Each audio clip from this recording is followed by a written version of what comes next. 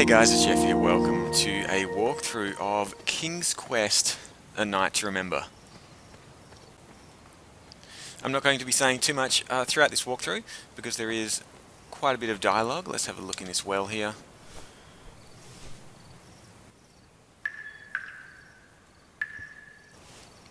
But there are a few different paths that you can take, so when we get to those points, I'll mention the different options that you have and how to take the different paths in this game. It's not going to matter so much in the first part of Chapter 1.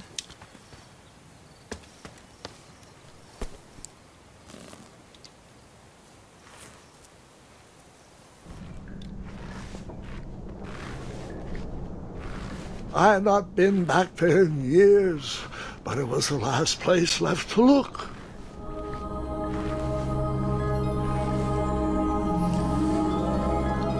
There's also a few trophy achievements that you can get throughout the game, and I'll try to mention those as we go Those along as well. lost wishes weren't the treasure I was after.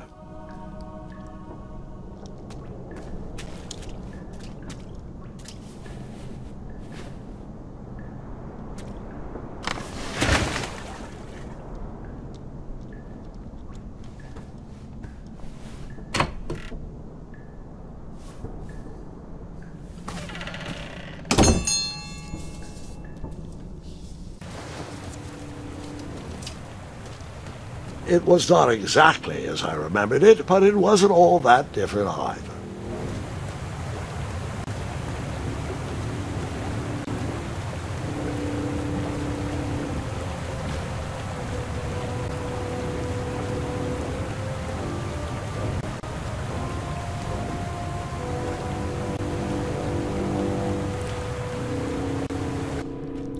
Now, I definitely don't remember this in King's Quest 1. Odd contraptions guarded the lost treasure. I would have to turn one and see what happened. It does look very pretty, though. Now, I've never actually turned this one, but I assume the bed is going to trap us just like that little skeleton there. So we can push this button over here.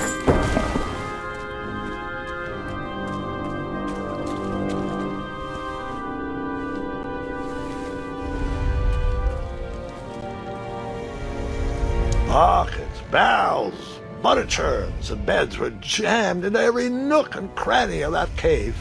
It all seemed so familiar.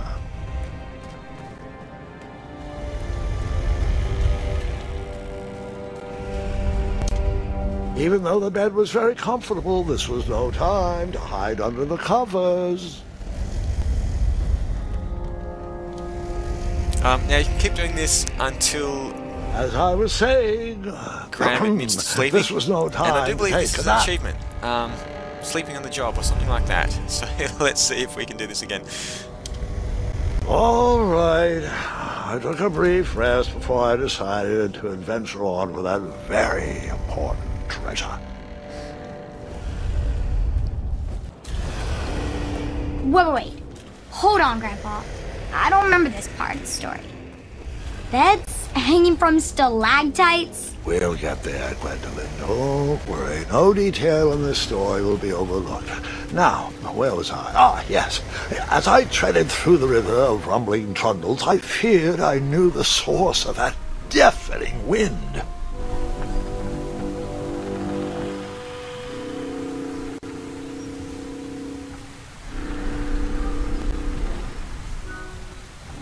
Nestled beneath a slumbering pile of teeth and claws was... Fabled mirror. Oh, so you remember this part of the story. Well, dragons are my favorite. Do you want to tell this part? Yes. King Edward sent me, the greatest knight in all of Daventry, on a quest to return his stolen mirror. A gigantic, hulking beast of a dragon was the last thing my way to... My way to add a shinier hat to my collection.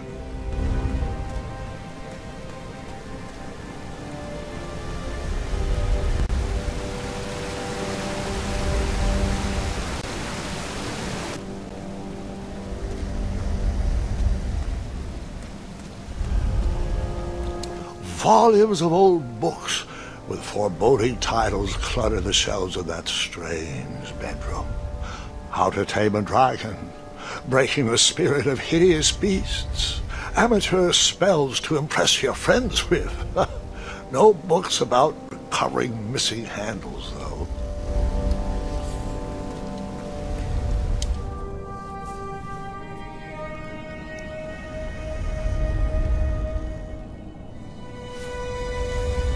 So, the missing handle was booby-trapped? What did you do? Well, I used my cleverness to outsmart the trap.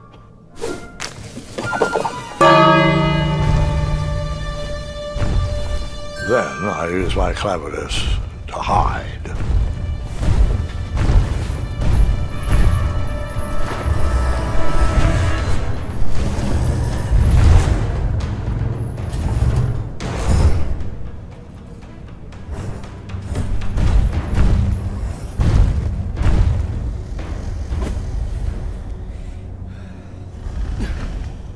Luckily, that half-blinded beast never noticed me in bed. A dragon's eye must be really hard to pierce with an arrow.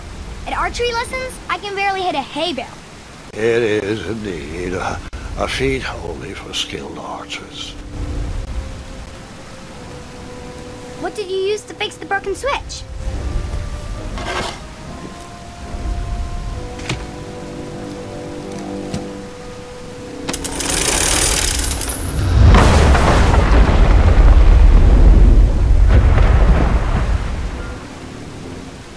Somehow that doesn't get the dragon's attention, which is good. He does respond to The dragon's chains were coiled around a gigantic switch mounted to the cave wall.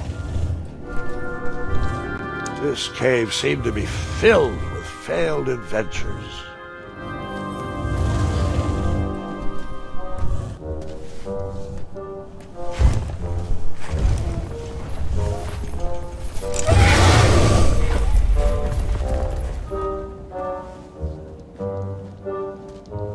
After he briefly basked in the sun, the narcoleptic dragon went back to snoring. I probably sleep all day too, if Amira was my only friend.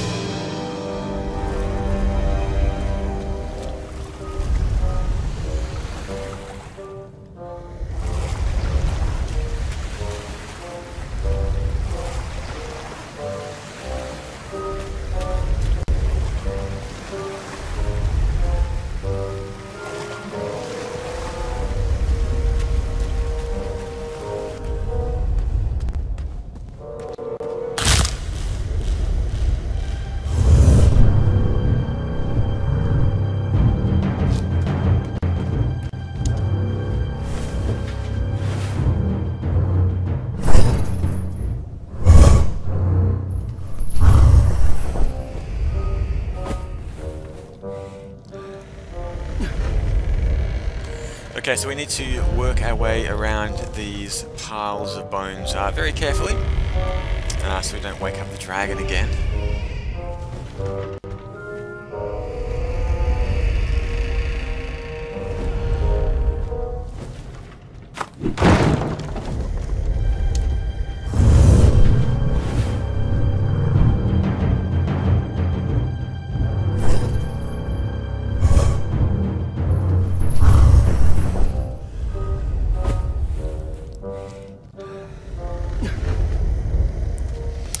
There is another trophy we can get here, another achievement. If we keep walking straight up to the dragon, right up to his mouth, he'll wake up and eat us, and we'll get the achievement. I think it's into the mouth of danger or something like that, but I'm not going to do that this time.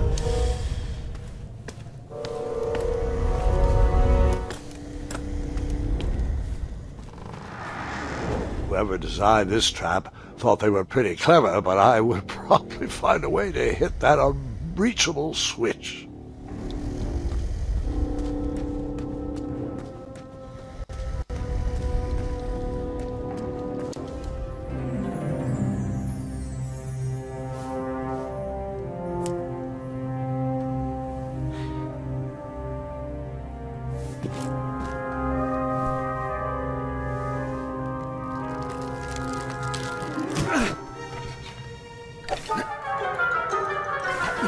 I'm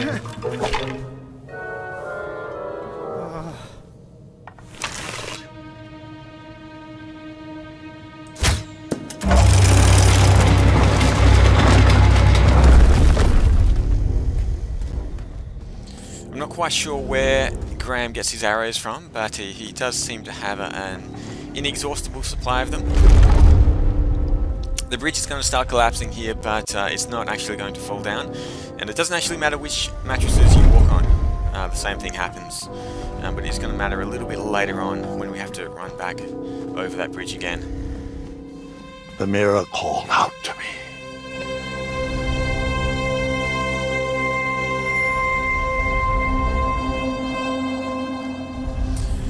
Okay, remember how I said the dragon responds to the bell, the sound of the bell? There's another bell there, and that means it's dinner time for him. What we're going to do is... A ridiculous feeding contraption was cobbled together to keep the beast, and probably its owner, alive.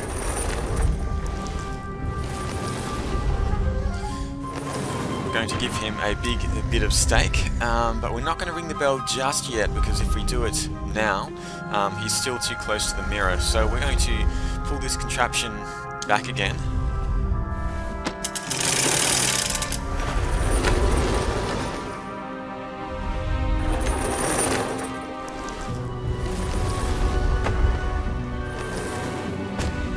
And now that the steak is quite far away from the mirror, we can ring this bell.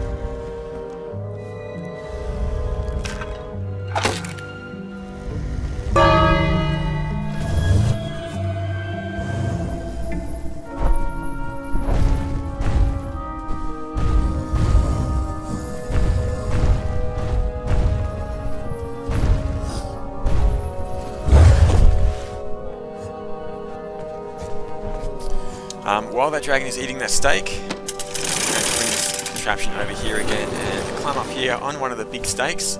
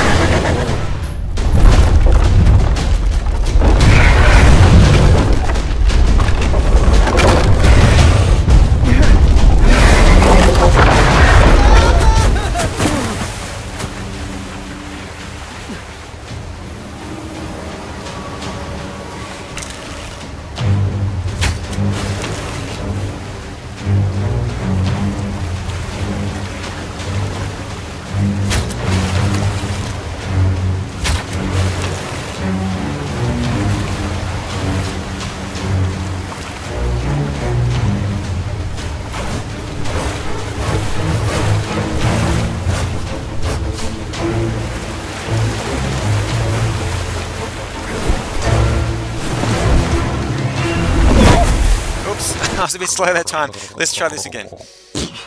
Can you put my mouthwash?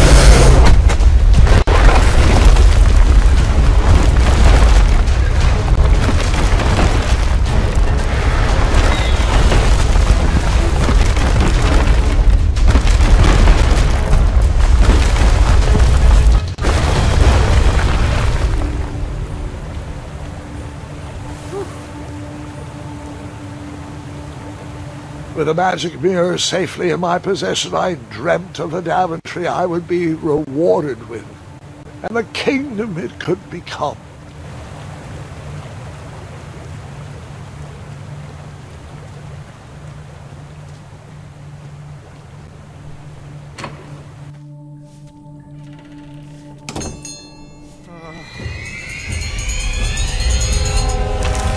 Okay, we're presented with an option here. Once the dragon comes in. In that split second, I had three choices in front of me. Any would clear my path to safety Switch, and all his the eye, rippling the bell. consequences. And they represent three paths that we can take. I'm actually going to go for the bell this time. That is the path of wisdom.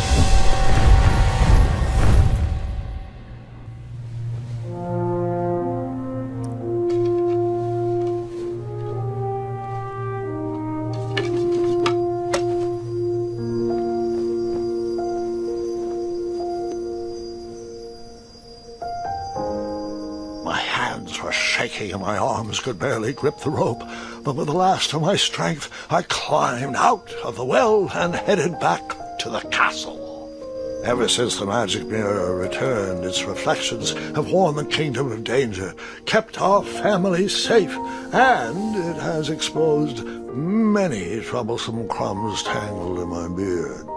Yeah. King Edward was so proud that you returned his lost treasure that he made you king. Everyone knows that part. Now, can we get back to that dragon? Gwendolyn, there's so much more to my stories than dragons. I hope this old cap will be remembered for far more than the action tattered across its brim, sewn into the seams of many hidden adventures. All right, let's get back to the dragon. Tell me everything. How did you know shooting the bell would distract him? Over the years, I realized that the dragon was not the despicable, hideous beast Daventry had made him out to be. He was just a caged animal that was very hungry.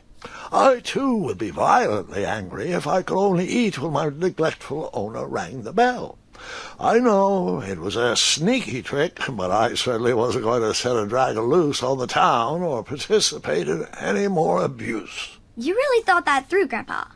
I would have tricked them, too. Back home, they call me Gwendolyn the Smarty Pants. You come from a long line of logically minded nobles, and one very clever dentist. All right, you two. Grandpa needs to rest. Gwendolyn, it's way past your bedtime. Sleep well, Grandpa. I'll be back first thing in the morning. I don't need rest. I'm as spry as I've ever been, though I wouldn't mind a slice of magic fruit.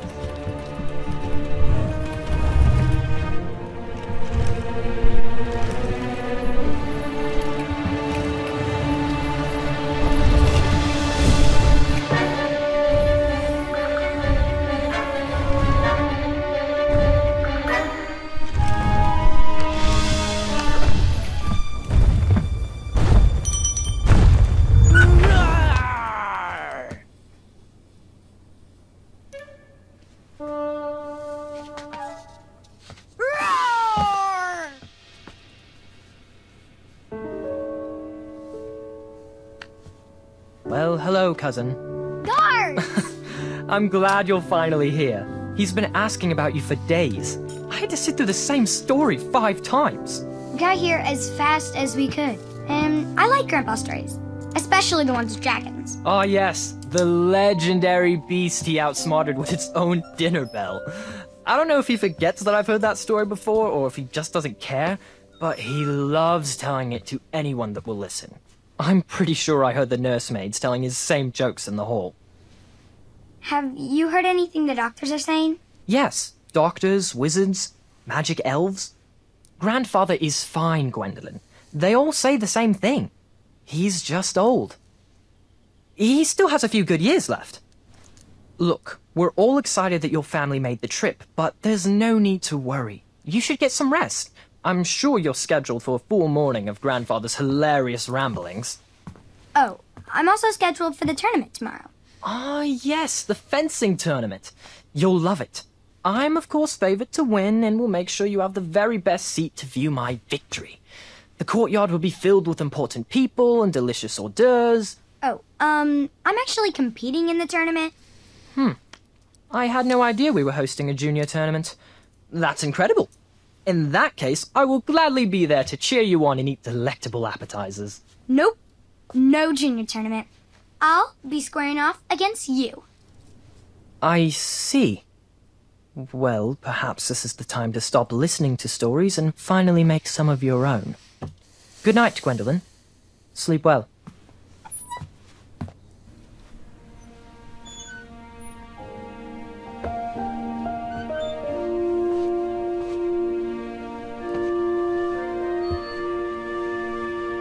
Come in, Gwendolyn. You can set those on the nightstand. Grandma said to take 3 spoonfuls of each. I'll get to those. No need to fuss over me. Now let's talk about far more important issues, like that fencing tournament. I hear you're competing. Well, I signed up, but I'm not so sure anymore. Nonsense. If it's Gart you're worried about, he's no bother. After all, I only learned that you entered after he complained about it all morning. Threatened, I'm guessing. There are many ways to win a duel. I, for one, have always been fond of... Okay, again we have a choice, and this does affect the way people react to us a little bit later.